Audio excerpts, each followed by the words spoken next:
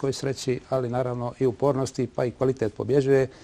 Uspio da dobije taj meč sa 3:1 i tako se kvalifikovao u te završne borbe. Dakle, imat ćemo 17. i 18. maja finale Kupa Crne Gore. Da podsjetim samo da se Liga, Crnogorska premijer liga, igra na jesen negdje septembra mjeseca. Dakle, sada ćemo, poštovani gledalci, pogledati tu jednu sjajnu, pa mogu slobodno reći i briljantnu partiju pobjedu Viktora Korčnoja, čovjeka koji je prvi put došao u Crnu Goru 54. godine, gostovao je na Cetinju, igrao je simultanku kao mlad velemajstor i tada je on pripadao već samom svjetskom šahovskom vrhu u ono vrijeme, naravno. Posljednji put je gostovao u Crnoj Gori u ondašnjem Titogradu 84. godine gdje je i pobjedio na velikom međunarodnom turniru. Dakle, eto koliko traje ta karijera, to je zaista impresivno. Posjetit ću još samo to da je Korčnoj emigrirao iz ondašnjeg Sovjetskog saveza. To je bilo negdje 76. godine, dakle davno, i onda je uslijedila ta njegova borba i taj imperativ pobjede. Nažalost, nije uspio da postane svjetski šampion, ali eto za utjehu svjetski stručnjaci, poznavaoci šaha smatraju da je Korčnoj uz Keresa možda i eventualno zavisi stvari ukusa još jednog igrača, praktično šahista i velemajstor, možda uz Davida Bronštajna, koji pripadaju igračima eto najvećih iz svjetske elite kojima nije pošlo za rukom da postanu šampioni svijeta. Dakle, da vidimo kako izgleda na dijelu danas u 78. godini života Viktor Korčnoj. Zaista ćete se iznenaditi kad vidite koliko energije u tome čovjeku, koliko tih stvaralačkih ambicija, koliko mudrosti, koliko znanja, koliko ideja, koliko preciznosti, zaista gotovo nevjerovatno. No, da vidimo. Dakle, Vugar Gašimov, mladi as, bijele figure, E4, Korčnoj, E6, naravno, francuska odbrana na njegovom repertoaru čitavog života. I upravo možda ga je to i koštalo tog poraza protiv Karpova 78. godine, jer je u čitavom meču igrao francusku odbranu i jednostavno to je bila beton varijanta. Karpov nije mogao da sruši te njegove ideje.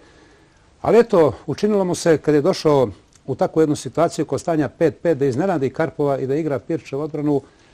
Na kraju došlo je do čitave afere jer su iz štaba provalili bili neke informacije. Sve je to naravno bilo pod tenzijama psiholoških borbi i napetosti u tom meču, da je jedan dio stručnog štaba Korčnoja izdao svog pulena kod Karpova i prenio da će on igrati tu Pirčev odbranu. Navodno, Karpov se mogao bolje pripremiti i tako je oborio sistem, dobio partiju i osvojio titulu.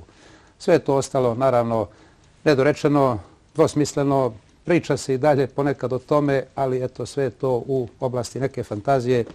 U suštini, Korčnoj je pogriješio, odustao je od francuske odbrane i evo ga posle toliko vremena ponovo u tom svom omiljenom otvaranju. Dakle, D4, D5, skakač C3, skakač F6. Danas je to isto tako jedna popularna varijanta.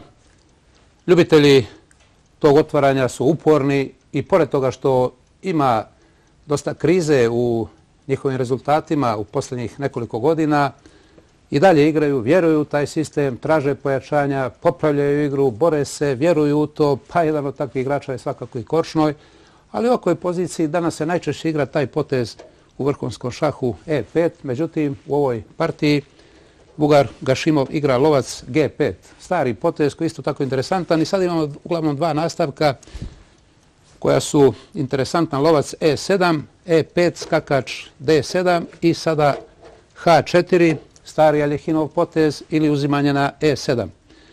No u ovoj poziciji naravno može i crni da tuče na E4, ali Korčnoj bira također stari nastavak, lovac B4 i to smo vidjeli jednu partiju upravo u prošloj emisiji kako je, kako rekoh, Ivan Popov pobjedio nepomnjačija. I sada šta se događa? Naravno E5, H6 i prvi zanimljiv trenutak u onoj partiji što sam pokazivao, vidjeli smo da je bijeli odigrao lovac E3 i na skakač E4 odigrao dama G4 i žrtvovao je pješaka. Vidjeli smo kako se partija završila. Međutim, U ovoj partiji Gašimov je odigrao potez lovac D2 i upravo je to zanimljivo da vidimo sada upravo gdje je tu razlika kad posmatramo ovaj sistem i ove dvije podvarijante, kako je sada glavna ideja u tom otvaranju i gdje su osnovne linije borbe, šta radi crni, a šta bijeli u strateškom smislu. Dakle, jasno je da sada crni mora tući na C3, jer bi skakač E4 vodilo gubitku figure, a skakač D7 je mnogo pasivnije sada u ovoj poziciji, zato najprije lovac tuče C3 i na BC3, naravno slabije je lovac C3, sada taj potez, izvinjavam se, moram dohvatiti skakača, eto, nažalost padaju te figure, ne mogu da pomognem nikako, sem ovako, skakač E4 i sada dama G4. Dakle, vidimo da je taj potez dama G4 uglavnom uvijek prisutan, bijeli na taj način obavezuje crnog da se brine o toj tački G7, o tom pješaku i naravno on to mora uraditi na jedinstven način putem kralj F8. Doduše postoji i ovdje takav jedan potez G6, ali se smatra da je slabiji zato što slabiji crna polja u crnoj poziciji, a pošto nema crnopoljca, onda u strateškom smislu zaista to može da bude trajna slabost. Dakle, kralj F8 i sada lovac D3 praktično primorava crnog da tuče na D2 jer bijeli želi da uzme na E4. Crni tuče na D2 i poslije kralj D2, bijeli kralj ostaje u centru, međutim on je tu dosta utvrđen, jednostavno crni ne može da iskoristi takav položaj bijelog kralja i oba kralja vidimo da su ostala bez rokade, crni je došao na F8, bijeli na D2 i jasno je da će sada crni pokušati krilnim udarom da pješakom razbije bijeli centar, no naravno za to mu treba vremena i zato bijeli sada koristi taj trenutak da odigra H4 da bi prebacio topa po H liniji na treći red. I to je jedan od tih poučnih manevara, obaveznih gotovo u ovoj varijanti i jedini, čak rekao bih na osnovu kojeg i putem kojeg bijeli može da računa na eventualnu prednost. Skakač C6. Crni i dalje mirno pojačava pritisak na centar ploče i sada na top H3, tu smo imali u nekim ranijim godinama poteze dama A5 gdje dama uzima na nišan bijelog kralja. Međutim, najnovije analize su pokazale da će bijeli prvi ugroziti crnog kralja na F ili G liniji i zato u ovoj varijanti sada Korčnoj odlučuje da igra i primijeni jednu novu strategiju putem C4, na izgled zatvara to damino krilo i sopstvenog lovca zatrpava pješacima po bijelim poljima. Međutim, poslije lovac E2, šta je tu glavna ideja crnog? Da on krene svojim pješacima i na taj način razbije bijelo krilo, odnosno poziciju bijelog kralja putem A5 i B4. I sada vidimo da bijeli najprije igra A3. To je važan potez jer da bi na A5 u nekom trenutku poslije B4 imao AB4 na AB4 da proradi i bijeli top sa ove pozicije. Dakle, tako je i odigrano i sada dama F4. Bijeli se premješta, on sada priprema jednu novu operaciju u ovoj fazi borbe. Korčno igra topa 7, štiti taj 7. red na jedan vrlo zanimljiv način i sada lovac H5.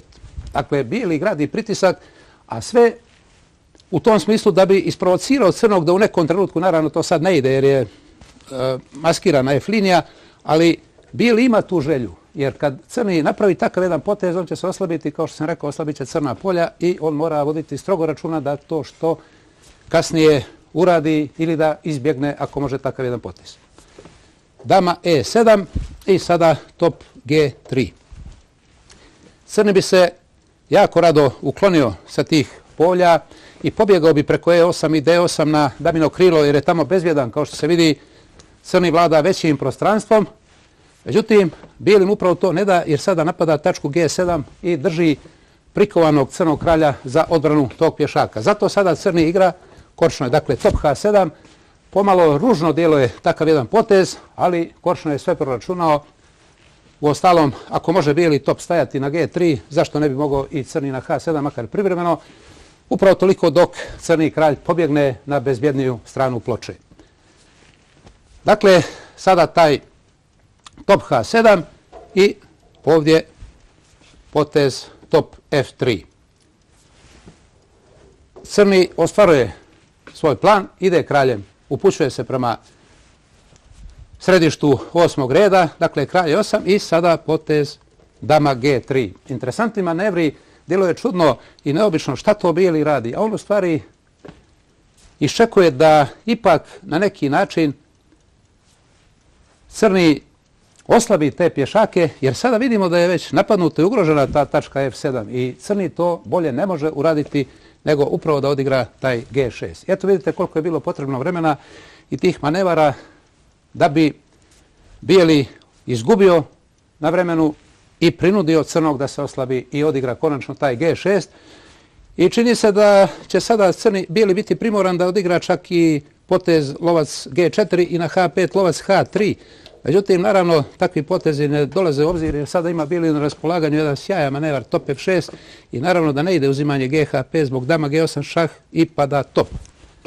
No sada crni nastavlja svoj plan i malo se brani, malo napada. Zaista zanimljivo, košno igra kao u najboljim svojim mladalačkim danima.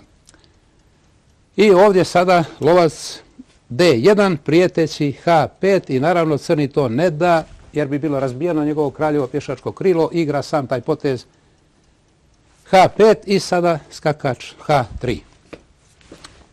Kralj konačno dolazi na crno polje D8, skakač upada na F6, a ne na G5 kako bi izgledalo jer bi top se pomjerio samo za jedno polje i bijeli bi promašio praktično svoj plan.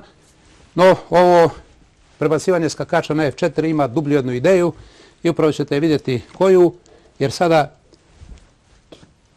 bijeli igra dama G5 i na lovac D7 skakač H5. To je ta pozicija na koju je bijeli išao. Ne bi bilo dobro za crnog da tuče topom, uzeo bi lovac na H5 i poslije GH5 top F7 jer je vezana pozicija dame i kralja. Crni bi morao da tuče na G5, pojavili bi se slobodni pješaci i bijeli bi čak dobio.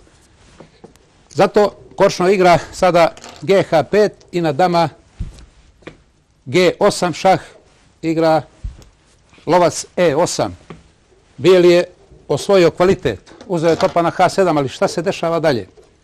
Sada slijedi BC3 šah i kralj ne smije da tuče jer poslije uzimanja na C3 kralj bi bijeli bio zaista izložen tu velikom pritisku. Međutim, ovdje je bijeli mislio da se zaštitio i da je obezbijedio siguran prostor za svog kralja, ali šta se, izvijem se, ovdje sam zaboravio top C7 da odigram potez, tako je, jer sam očigledno ispustio potez i sada je uslijedilo skakač D4.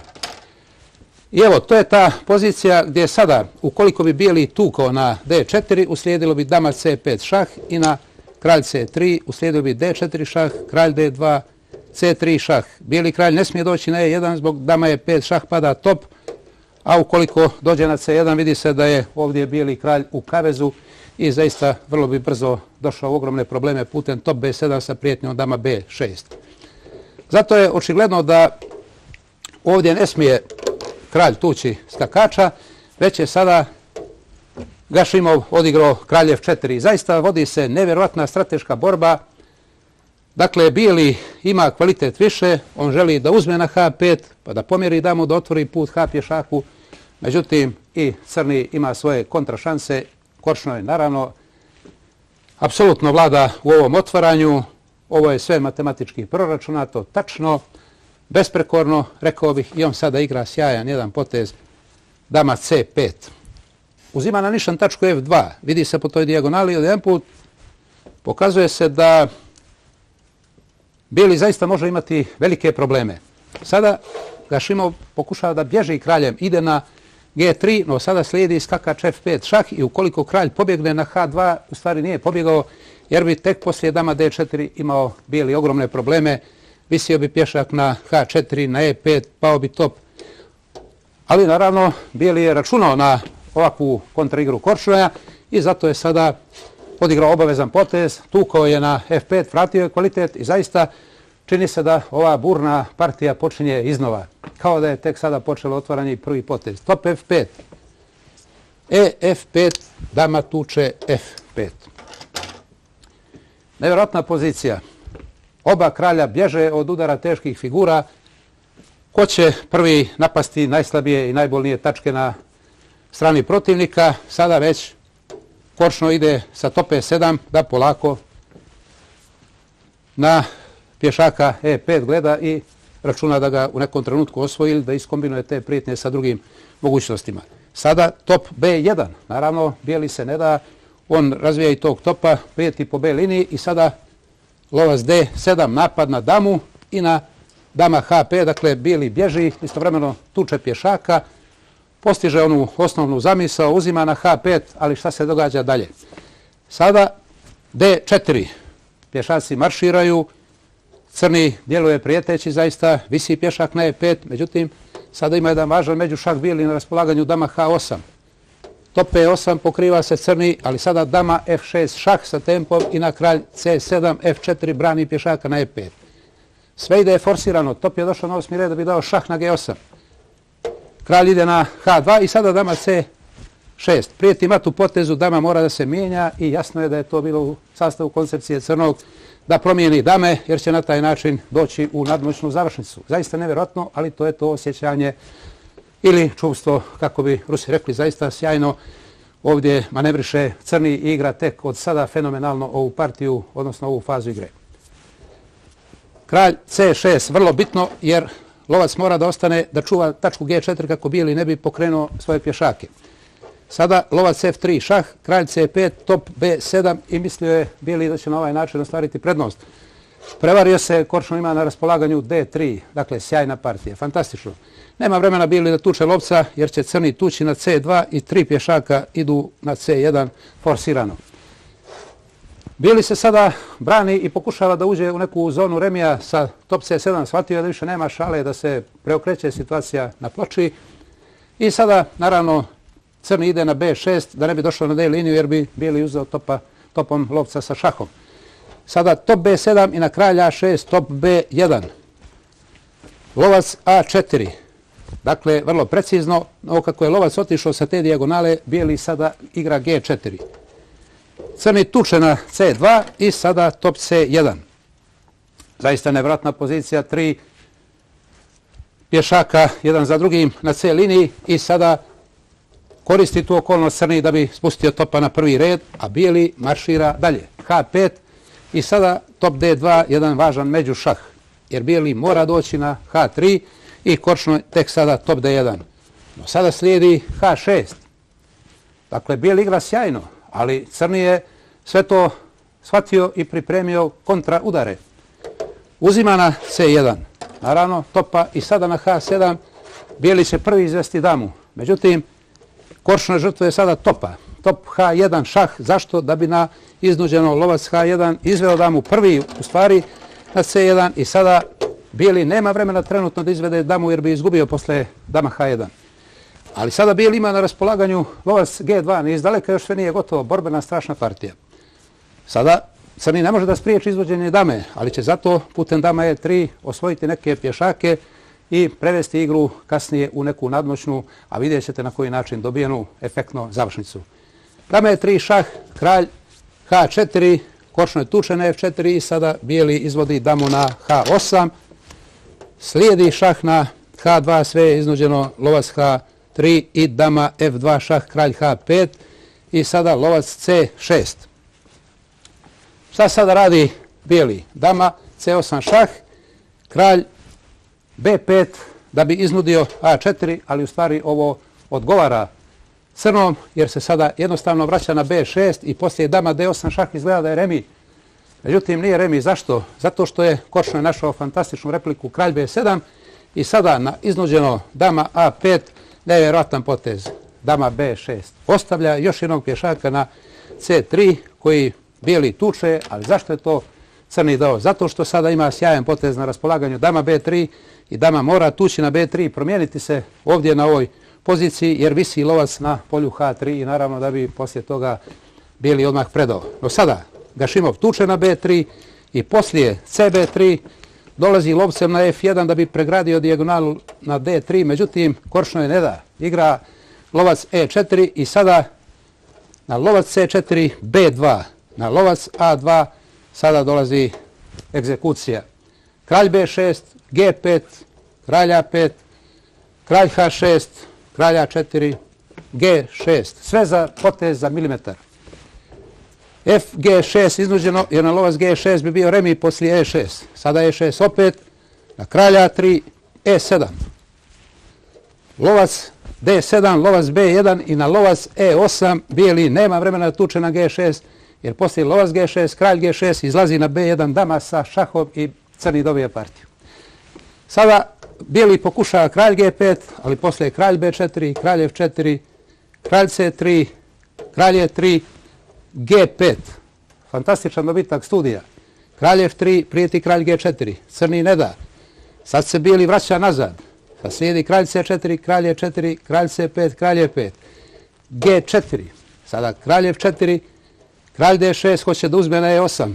Bijeli pokušava da spasi remi putem E8 i L8 uzima na G4. Međutim, kočno je sve do tančina proračuna do kraja. Kralj E5 pritiska bijelog kralja. Kralj F3, kralj D4, kralj E2, kralj C3, kralj E3 i sada poenta lovac A4.